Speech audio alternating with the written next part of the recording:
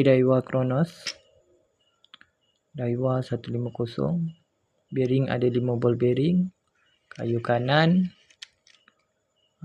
brake magnetic system. Okay, macam ni. Lip spool. Okay, kita akan tengok punya brake magnet ni ada berapa. Kita buka ni.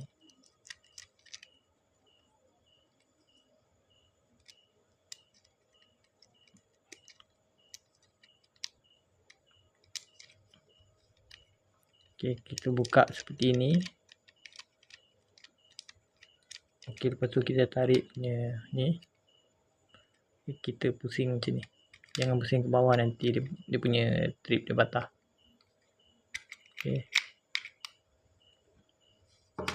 Okay, dia punya spool pendek, boleh longkas. Okay, ni dia punya bearing. Kita pasang balik.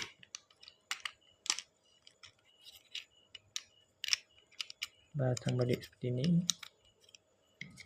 Okay, lepas tu kita letak macam ni.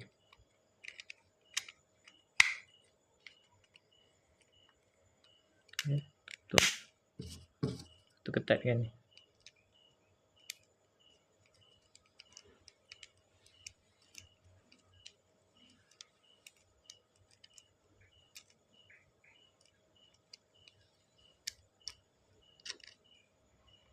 Okay.